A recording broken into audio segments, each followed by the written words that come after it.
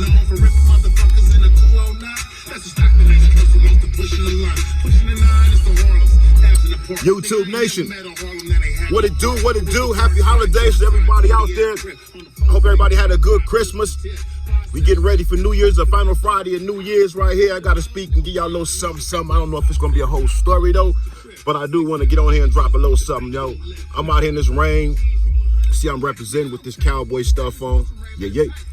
Do this all the time, man. Got to represent. See, everybody still hating on us. No matter how much the Cowboys win, you're going to always find something to say about them. Always. All these networks that be on these sports shows, they all be bashing my boys.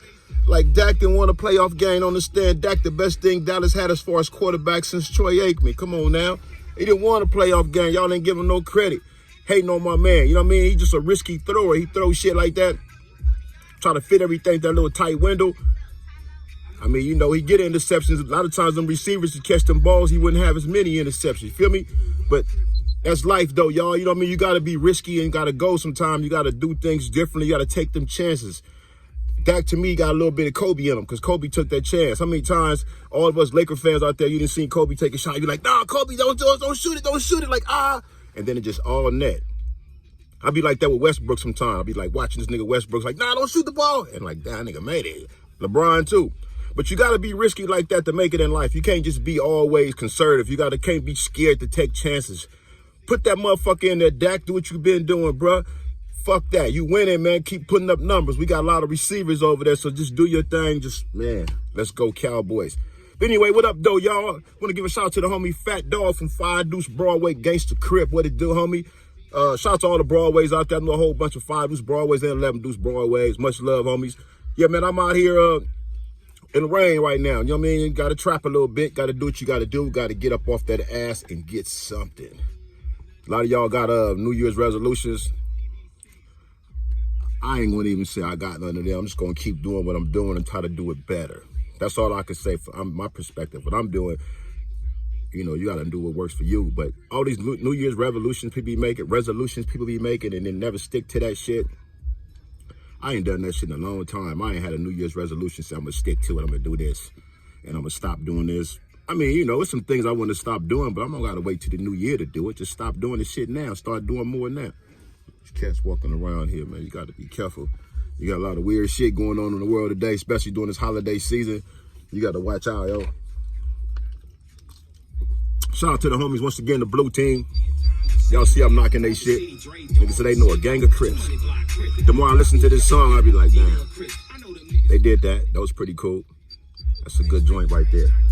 I'm fucking with them. I support the homies who hustling.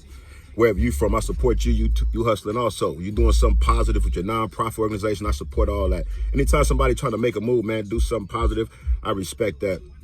I tip my hat to that. That's the kind of shit inspire me. All right, but check this out. Ever since I did the piece on Calipat, right, I'm getting a whole bunch of stuff about Calipat popping up in the news feed.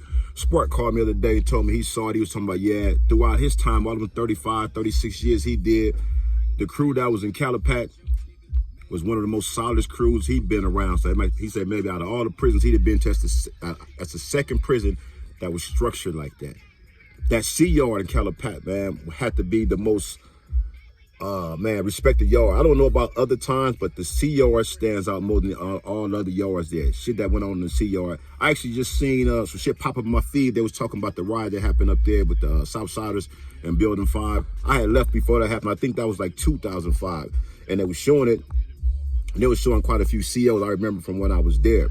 But Calipat C yard, man, it's different than the rest. B yard was active. A yard had their moments. But C yard is a yard for us Calipat, man. It just went up. And there was a whole lot of reputable cats there. A lot of cats' names I didn't get a chance to mention in my last piece. But let me give a little shout out to Lil Flux from 6 Deuce East Coast, Tiptoe, Lil Tiptoe, 11-8 East Coast, Joker from 6'9 East Coast. Man, Baby Spider from 8-Trade Gangster, man. Heavy D from 8-Trade Gangster, man. Hoover Hawk from 9-4 Hoover. Gumby, Junebug. Man, Devil Rest in Peace, 5'9 Hoover. Oh, man, fucking Lil Insane from Insane's up there. Peabody from Denver Lane, man. Man, there's so many people up there, bro. That yard was solid. 4 Dog, the OG Compton Pyru, man.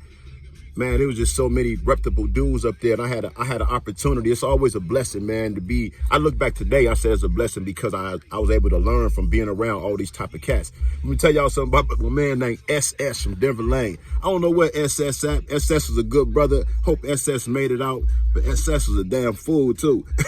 SS came through that motherfucker one time. He came to Calipat. He came from Lancaster. He came to Lancaster. And he like transporting weed, and he like hit me up because I knew SS from we was in Centinela back in like '94. We opened up the C Yard in Centinela. At that time it was me, him, Puff from Trey Gangsta, I think dude Pistol P from Mathis Park, Lunatic Frank from '60s, Lil Killer Rock from '60s.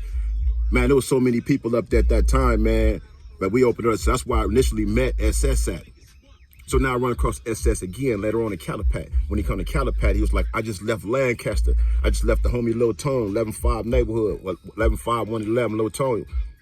Lil Tone sent him some weed, gave him some weed to send to him. He like, get us to Crazo. So I'm the porter in building 2. Me and Tiny Crip Cal from 6-0. I think Baby Spike from Trey was a porter. I don't know, he just was out.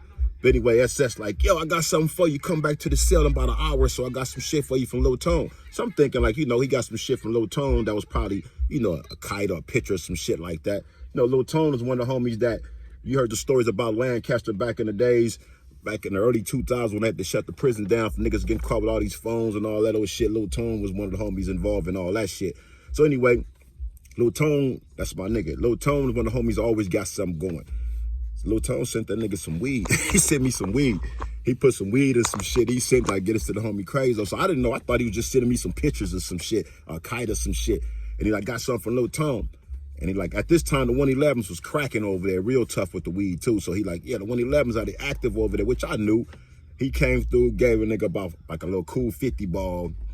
That was like a cup of hats, like this from Tone. And I was like, all right, that shit blew me away because I never seen nobody send me some weed from another prison.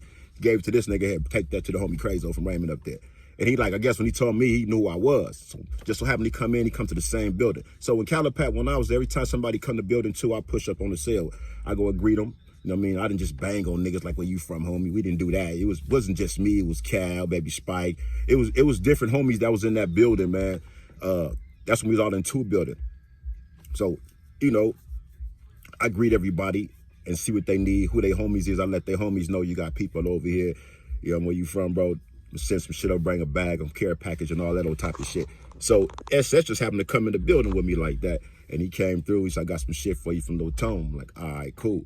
I come back about an hour later with my broom pushing around the tier building 2. He like, boom, here you go, slide up on the door. I'm like, oh, that nigga sent me some weed. I'm like, that shit blew me away. Like, this nigga Lil Tone is the boss down. This nigga, man, he's sending weed to this motherfucker. But SS is a cool brother, good dude. Denver Lane had the little streak in the center of his head. I don't know, nigga had like some shit, like a little piece of hair, like a little stripe, but it was always pressed. SS is one of them Damu homies who always had his motherfucking, his state shoes all hooked up burgundy, creased up. OG nigga, been down probably since the 70s. SS did some shit one day that blew me away, though. I don't get it, though, right? A lot of y'all probably know SS. See, I know a whole bunch of OG niggas, Crips and Bloods. Like old niggas like J. Nate from Hoover. I know so many old cats, man, because of the places I've been. I've been in places where I was able to meet these dudes, and I learned something from all of them, rather good or bad. Just being around these cats, I learned a lot from them. So will you. If you be around a lot of OG cats from different hoods for so many years of your life, you're going to pick up some ways. You're going to pay attention. If you're paying attention, you're going to pay attention to the shit they doing, things they shouldn't be doing. And shit you should be doing, shit you could be doing. Right? If that makes sense to y'all. But yeah. Shout out to all the OG niggas, Crips and Bloods I done ran across in prison. BGF cats too, up north cats, SAs and whites too. Shout out to all of them because I done been around a lot of reputable dudes, man. And I done soak up some shit. And that shit kind of shapes you. But yeah, SS did some shit one day. The Calipat got the fences on the yard, so you just can't run up in the program office. That's because of the East Coasters. That's why they got that shit. East Coasters made them put that up there. They demonstrations made them put them gates up there like that, so they can't just run up in the program office. So when we go to committee in Calipat, you got to be up there at the top of the gate. They let you in. A lot of times they pat you down and shit like this.